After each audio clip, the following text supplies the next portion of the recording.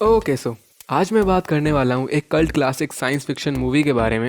इसका नेम है blade runner. ये रिलीज हुई थी 1982 में। हाँ, माना बहुत ओल्ड है, बट मेरा इसको एक्सप्लेन करने का एक रीज़न है, क्योंकि फिर मैं इसके सेकंड पार्ट को एक्सप्लेन करूंगा। ब्लेड रनर 2049 जो कोई चुन्नू मुन्नू टाइम पीरियड नहीं, बल्कि पूरे 35 साल बाद रिलीज हुई जाके 2017 में। और सेकंड पार्ट लिटरली बहुत औसम है उसकी स्टोरी और उसके वीएफएक्स को लेके। और एक्चुअली दोनों मूवी ऐसी हैं कि अगर इनको नहीं देखा तो आप ये नहीं बोल सकते that I am a sci-fi junkie और मेरी रगों में साइंस फिक्शन दौड़ता है। लेकिन अगर मूवी नहीं देखी तो कोई बात नहीं, मेरी पूरी वीडियो देख लेना। विन विन सिचुएशन हम दोनों के लिए। मजा आएगा पक्का, क्योंकि स्टोरी काफी अच्छी है। खैर, अगर आप इस चैनल पे गलती से फर्स्ट टाइम आ गए हो तो अपनी गलतियों को सुधारो यार, सब्सक्राइब करके जाओ ताकि दोबारा आपको मुझे ढूंढना ना पड़े। So let's start and you all just have to sit down, keep calm and listen to me. तो सबसे पहले कुछ चीज़ें बताता हूँ जो इम्पोर्टेंट हैं। सो मूवी सेट है लॉस एंजलिस में और एक्चुअली फ्यूचरिस्टिक मूवी है, तो ये फ्यूचर पे बेस्ड है। मूवी की टाइमलाइन होती है ईयर 2019। भूलना मत, ये मूवी रिलीज हुई थी ईयर 1982 में। सो 2019 उनके लिए काफ़ी ज़्यादा फ्यूचर था, बट फिलहाल मीन टाइम हम उसको क्रॉस कर चुके हैं। हाँ। और मूवी के इस टाइम की टेक्नोलॉजी जो होती है वो बहुत ज़्यादा हाईफाई हो गई होती है, मतलब बहुत ज़्यादा। हवा में उड़ती हुई कार्स, जहर ढाती हुई सीएनजी वाली टेम्पो, चमचमाती सड़कें और बिल्डिंग्स और लड़कियाँ। बेसिकली जो अपन 2019 जी के आए वैसा तो दूर दूर तक नहीं होता है। डायरेक्टर ने कुछ ज़्यादा ही सोच लिया था कि 2019 में हमारी अर्थ कुछ ऐसी दिखेगी। खैर, टेक्नोलॉजी इतनी अपग्रेड हो गई होती है यहाँ कि मैन काइंड अब अर्थ के बाहर जाके अदर प्लैनेट्स को भी एक्सप्लोर कर सकते होते हैं।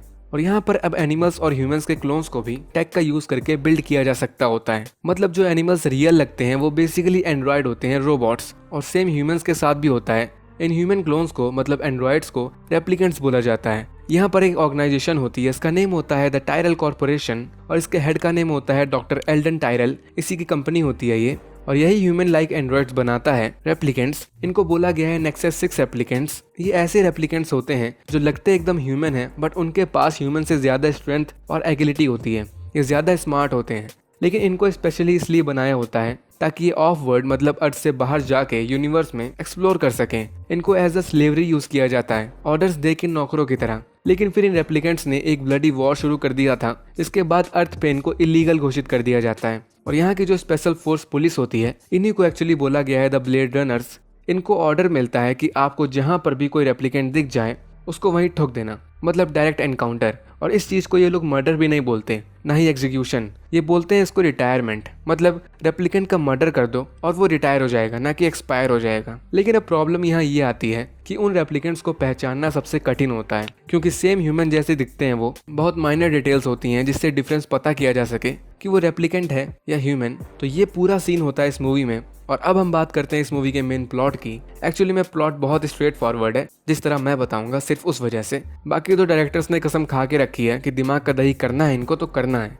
सो मूवी के स्टार्ट में हमें एक आदमी को दिखाते हैं। इसका नेम होता है लियोन, और इसको एक रूम में बुला के इसका एक टेस्ट लिया जा रहा होता है, जिसमें सामने वाला पर्सन अपनी मशीन का यूज करके इससे कुछ वियर्ड सिचुएशनल टाइप क्वेश्चन पूछता है। तो बेसिकली यहाँ पर ये हो रहा होता है कि ये जो मशीन है, ह्यूमंस इसी का यूज करके पता लगाते हैं कि सामने वाला पर्सन जिसका टेस्ट हो रहा है वो ह्यूमन है या फिर एक रेप्लिकेंट। तो इस सीन में भी यही चीज हो रही होती है, यही टेस्टिंग हो रही होती है। बट यहाँ पर लियोन मशीन ऑपरेटर पे गोलियों की बारिश कर देता है और वो मर जाता है और लियोन यहाँ से फरार हो जाता है। इसका मतलब ऑब्वियसली वो लियोन एक रेप्लिकेंट होता है। और अब हमें मूवी के मेन हीरो को दिखाते हैं। इसका नेम होता है रिक डेकर्ड। ये एक एक्स ब्लेड रनर होता है और ये आराम से चाइनीज खा रहा होता है। बट इससे मिलने एक आदमी आता है, इसका नेम होता है एडवर्डो गैफ। इसके मूवी में रोल तो ज्यादा नहीं है, बट इसका रोल मूवी में काफी बड़ा है। एकदम एंड में समझ में आएगा जो भी बका मैंने। सो ये डेकर्ड को अपने साथ लेके एक हेड ऑफिस जाता है और यहाँ पर डेकर्ड से इसकी ब्लेड रनर वाली जॉब पे इसको वापस आने के लिए बोला जाता है। इसको काम दिया जाता है, इसको बताया जाता है कि 4 डेंजरस रेप्लिकेंट्स आवारा घूम रहे हैं, उनको ठोकाओ। सो पहले तो डेकर्ड इस काम के लिए मना करता है। एक्चुअली में इसको ये जॉब पसंद नहीं होती। ये अपनी लाइफ में कुछ और करना चाहता है, ना कि सिर्फ दूसरों को मारना। इसीलिए इसने जॉब छोड़ी थी फर्स्ट प्लेस पे। बट इसके पास यहाँ पर कोई ऑप्शन नहीं होता फिलहाल, इसको राजी होना पड़ता है। और इसको 4 रेप्लिकेंट्स के बारे में बताया जाता है। इसमें फर्स्ट वही लियोन था, सेकंड रॉय बेटी, ये रेप्लिकेंट्स के लीडर जैसा वर्क करता है, थर्ड जोरा और फोर्थ प्रिस। और डेकर्ड को इसका सीनियर बताता है कि अब रेप्लिकेंट्स और इम्प्रूव हो गए हैं, वो अब और ह्यूमंस की तरह बन गए हैं, वो ह्यूमंस की तरह फील कर सकते हैं और सोच भी सकते हैं। और इसका सीनियर डेकर्ड को सबसे पहले डॉक्टर टायरल के यहाँ भेजता है, क्योंकि इसके हिसाब से वहाँ पर एक न्यू जनरेशन की रेप्लिकेंट होती है। डेकर्ड को उसका टेस्ट करना होता है और पता लगाना होता है कि वो रेप्लिकेंट है कि नहीं। सो ये टायरल की बिल्डिंग जाता है और वहाँ आती है खूबसूरत महिला, इसका नेम होता है रेचल। यही होती है वो लेटेस्ट वर्जन वाली रेप्लिकेंट। और टायरल भी यहाँ आता है और डेकर्ड रेचल का टेस्ट लेना स्टार्ट करता है, इससे क्वेश्चंस पूछना स्टार्ट करता है। बट एक्चुअली में इसकी मशीन ये नहीं बता पाती कि वो रेप्लिकेंट है कि नहीं। वो बिल्कुल ह्यूमन जैसी ही होती है, उसके बात करने का तरीका सब कुछ। टायरल ये डेकर्ड को एक्सप्लेन भी करता है अकेले में। ये बताता है कि एक्चुअली में इसने रेचल के ब्रेन में किसी और ह्यूमन की मेमोरीज को ट्रांसफर कर दिया है, जिस वजह से ये रेचल को खुद नहीं पता होता कि वो एक रेप्लिकेंट है। वो दूसरे इंसान की मेमोरीज पे जी रही होती है और इसी वजह से उसका नेचर पूरे ह्यूमन जैसा लग रहा होता है। और यहाँ पर एक्चुअली डेकर्ड रेचल को देख के पिघल भी गया था, मैन विल बी मैन। और अब अगर आप सोच रहे हो कि रूल तो ये था कि किसी भी रेप्लिकेंट को जिंदा नहीं छोड़ना है, तो डेकर्ड ने रेचल को क्यों नहीं मारा? तो इसका पहले ही कहना था कि ये सिर्फ उन्हीं रेप्लिकेंट्स का इनकाउंटर करता है जो डेंजरस होते हैं और रेचल डेंजरस नहीं होती। इसको टायरल ने स्पेशली इसीलिए बनाया था ताकि वो ह्यूमंस के बीच में रह सके और किसी को पता ही न चल पाए कि वो एक रेप्लिकेंट है, इसीलिए डेकर्ड उसको नहीं मारता। खैर, अब डेकर्ड उन चारों रेप्लिकेंट को वन बाय वन ढूंढना स्टार्ट कर देता है और इस साइड ये रेप्लिकेंट्स को ढूंढ रहा होता है और उस साइड रे बेटी वो टायरल को ढूंढ रहा होता है, क्योंकि हमें यह पहले बताया जाता है कि रेप्लिकेंट्स का जो लाइफ स्पैन होता है वो बहुत कम होता है, लगभग 4 साल का। तो रे के यही क्वेश्चंस होते हैं। ये लोगों को मार के पता लगा रहा होता है कि आखिर इसको किसने बनाया। फिर इसको पता चलता है कि इसको डॉक्टर टायरल ने बनाया। सो ये अब उससे मिलने का प्लान करने लगता है और इसका सिर्फ एक ही क्वेश्चन होगा टायरल से मिलने के बाद कि आखिर इसका लाइफ स्पैन इतना कम क्यों है, इसको भी ह्यूमंस की तरह लॉन्ग लाइफ जीनी होती है। खैर, अब रेचल अकेले डेकर्ड से मिलने उसके घर आती है। इसको सिर्फ ये बताना होता है कि तुम जो सोच रहे हो कि मैं एक रेप्लिकेंट हूँ, मैं वो नहीं हूँ। लेकिन डेकर्ड यहाँ विद प्रूफ ये कंफर्म कर देता है कि रेचल एक रेप्लिकेंट है। एक्चुअली डेकर्ड ने रेचल की फाइल पढ़ ली थी जिसमें इसको पता चल गया था कि रेचल के माइंड में टायरल की भांजे की सारी मेमोरीज डाली गई हैं और इसको रेचल की सारी मेमोरीज के बारे में पता भी चल गया था। सो ये रेचल को उसी की मेमोरीज बता के प्रूव कर देता है कि तुम एक रेप्लिकेंट हो और बेचारी का दिल टूट जाता है, टोटे टोटे हो जाते हैं यार। क्योंकि ऑब्वियसली अगर किसी को बताओ कि तुम्हारी जिंदगी भर की सारी मेमोरीज जो भी है तुम्हारे पास वो एक्चुअली तुम्हारी है ही नहीं, वो किसी और पर्सन की है, तो यार बुरा तो लगेगा ही। और रेचल नाराज होकर यहाँ से भाग जाती है और अब मूवी यहाँ से एक्शन की तरफ मोड़ लेती है, क्योंकि डेकर्ड अब उन चारों रेप्लिकेंट्स को ढूंढ के मारने लगता है। ये सबसे पहले थोड़ा दिमाग लगा के प्रिस को ढूंढता है। ये ह्यूमंस के बीच में छुप के रह रही थी और डेकर्ड इसको शूट करके मार डालता है। और यहाँ पर लियोन भी आ जाता है, तो डेकर्ड और लियोन की अच्छी फाइट होती है, बट डेकर्ड को यहाँ पर रेचल आके बचा लेती है और ये घर वापस जाते हैं। और रेचल अभी एक्सेप्ट भी कर लेती है कि हाँ ये है रेप्लिकेंट, और फिर ये दोनों काफी क्लोज आ जाते हैं और फिर वही करते हैं जो आप सोच रहे हो। और इस साइड अब 2 रेप्लिकेंट बचे होते हैं, जोरा एंड रॉय, और ये दोनों एक पर्सन सेबेस्टियन से मिलते हैं और ये उसको ब्लैकमेल करते हैं, क्योंकि यही एक बंदा होता है जो रॉय को डॉक्टर टायरल तक पहुंचा सकता था।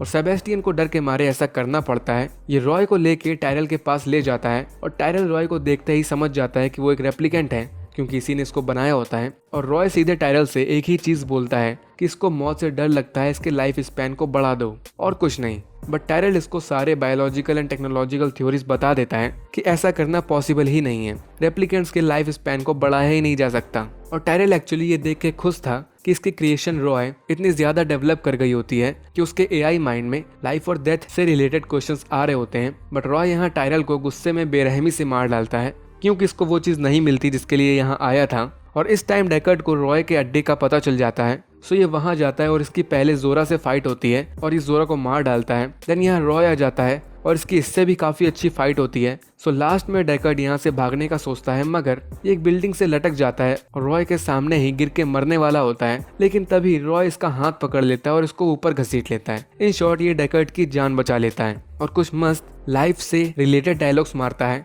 ये बोलता है कि इसकी छोटी जिंदगी सही, मगर इसने अपनी पूरी जिंदगी में बहुत खूबसूरत चीजें देखी हैं, बहुत सारे मोमेंट्स हैं इसके पास एज अ मेमोरीज, लेकिन अब वो सारे मोमेंट्स, सारी यादें खो जाएंगी जिस तरह बारिश में हमारे आंसू खो जाते हैं।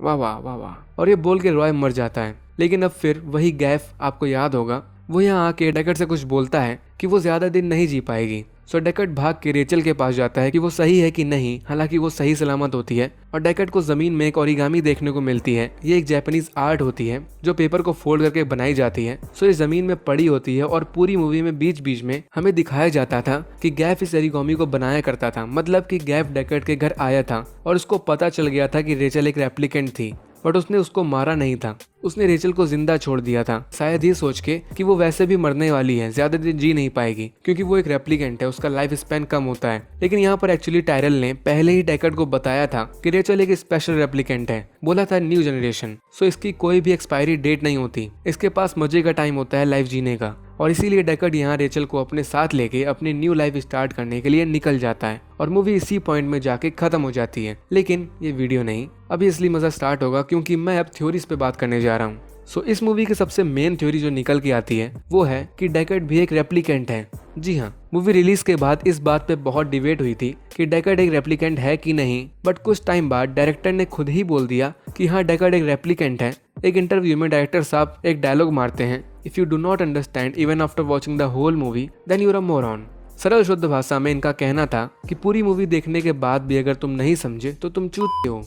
तो मैं अब एक्सप्लेन करता हूँ कि आखिर कैसे डेकर्ड एक रेप्लिकेंट है। सो सबसे इजी वन, पूरी मूवी में हमें जब भी कोई रेप्लिकेंट दिखाया है तो हमेशा उसकी आईज में एक रेड आई इफेक्ट दिखाया गया है। रेप्लिकेंट्स की आई स्पेशली बनाई जाती थी, जस्ट लाइक एक आउल दिखाते हैं, एक एनिमल रेप्लिकेंट होता है ये, उसकी आईज भी रेड आई इफेक्ट दे रही होती है। और सेम एक सीन में जब डेकर्ड रेचल से बात कर रहा होता है तो उसकी आंखों में भी रेड आई इफेक्ट देखने को मिलता है, सेम रेचल की आंखों में भी होता है जैसे। हल्का सा ही सही, बट ये प्रूफ कर रहा होता है कि डेकर्ड ह्यूमन नहीं है। और एक और प्रूफ है, हमें एक सीन में दिखाते हैं कि डेकर्ड को बीच बीच में ड्रीम्स आते हैं जिसमें ये यूनिकॉर्न को देखता है। और आपको वो लास्ट में ओरिगामी याद होगा तो वो पेपर आर्ट भी एक यूनिकॉर्न की थी जिसको गैफ ने बनाया था। तो बोला था मैंने गैफ का रोल काफी बड़ा है, वो इसलिए क्योंकि गैफ को पता था कि डेकर्ड एक रेप्लिकेंट है और ज्यादातर टाइम ये डेकर्ड के आसपास ही रहता था। जब डेकर्ड किसी रेप्लिकेंट को मारता था तब ये अचानक से फुटेज खाने आ जाता था। और ऐसे ही और भी बहुत जगह है जहाँ ये फर्जी फुटेज खाने आ जाता था। सो बेसिकली इसका काम यही होता है कि इसको डेकर्ड के ऊपर नजर रखनी होती है।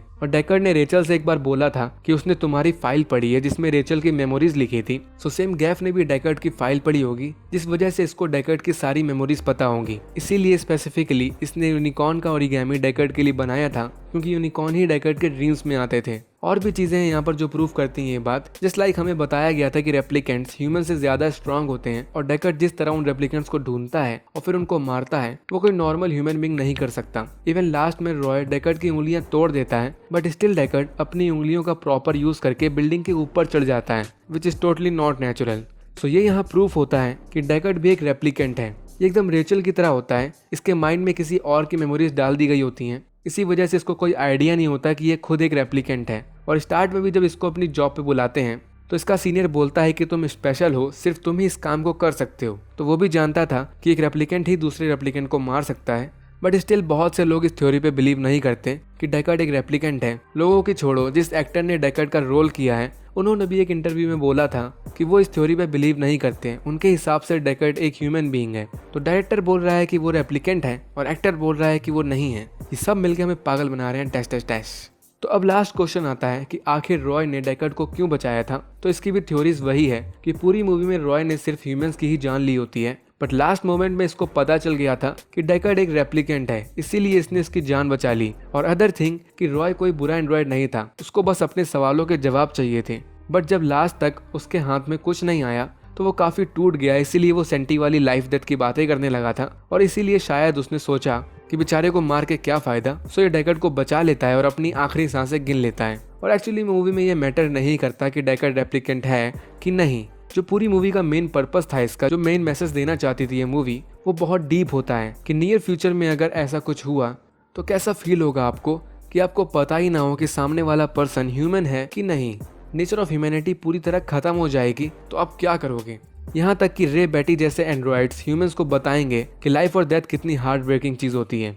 खैर ये वीडियो यहीं एंड होती है। मूवी के सेकंड पार्ट की भी वीडियो में बनाऊंगा, वो भी अच्छी है बट थोड़ी हट के है। ऑब्वियसली 35 साल का डिफरेंस है। तो अगर ये वीडियो पसंद आई हो तो लाइक और शेयर कर देना और चैनल को सब्सक्राइब भी कर देना। सो मिलते हैं नेक्स्ट वीडियो में, तब तक के लिए stay tuned and bye bye.